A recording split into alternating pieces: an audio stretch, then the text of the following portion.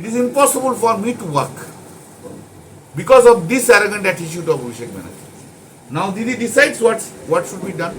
TMC में सियासी बवाल थमने का नाम नहीं ले रहा है। ममता बनर्जी को झटके पर झटके मिल रहे हैं। सुखेंदु शेखर रॉय, सुष्मिता देव, प्रकाश चिक के बाद कल्याण बनर्जी के तेवर भी तल्ख हो गए हैं। अब कल्याण बनर्जी ने भी अभिषेक बनर्जी के खिलाफ मोर्चा खोल दिया है। कल्याण बनर्जी ने अभिषेक बनर्जी को घमंडी बताया है और ममता बनर्जी को अल्टीमेटम दिया है कि वो या तो अभिषेक को चुन ले या फिर मेरे जैसे वफादारों को।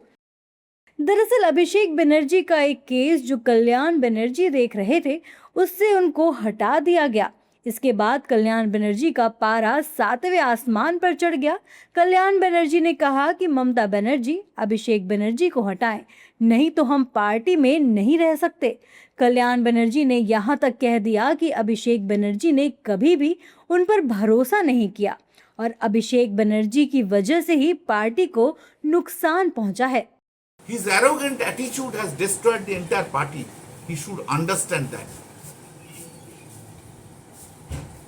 His misbehavior has destroyed everything. Everything he says thinks that he is a king. Even in the bad days. When in the bad days I am standing for the party, standing behind Mamata Banerjee.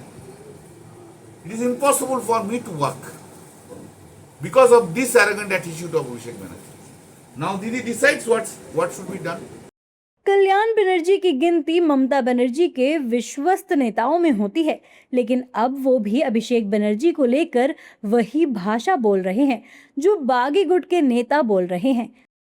वहीं कल्याण बनर्जी के बेटे सिरसान्या बंदोपाध्याय भी अभिषेक बनर्जी पर हमलावर हैं। Problem is that Abhishek cannot trust anyone, and he is not being able to trust us. He is trying to create a second line that if these people are not there, who will do it?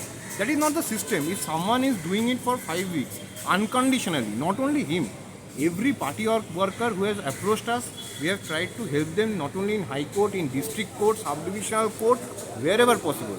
All the big leaders have evaporated, they have escaped, and they have changed color. Kalyan Banerjee के ultimatum ने सियासी पारा बढ़ा दिया है।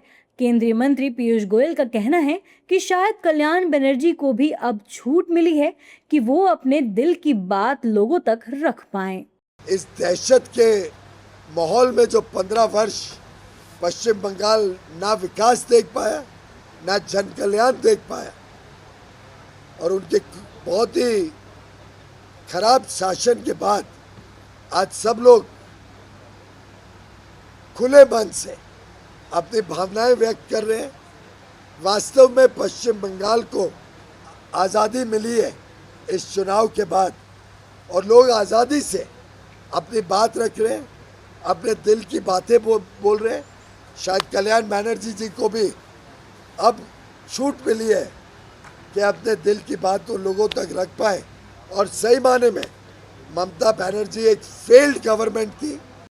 वहीं कल्याण बनर्जी के बयान पर बीजेपी नेता रोहन गुप्ता भी चुटकी ले रहे हैं और कह रहे हैं कि अभिषेक बनर्जी के अहंकार से परेशान होकर सांसद और विधायक पार्टी छोड़ रहे हैं।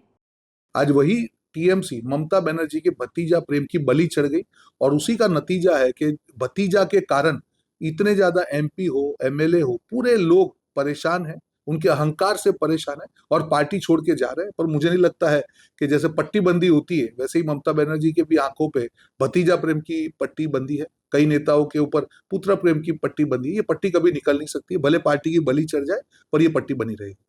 कल्याण बनर्जी का दावा है कि अभिषेक ने उन पर कभी भरोसा नहीं किया और उनके इसी अड़ियल रवैये की वजह से आज पूरी पार्टी बर्बाद हो गई है। अब देखना होगा कल्याण बनर्जी के अल्टीमेटम पर ममता बनर्जी क्या फैसला लेती हैं।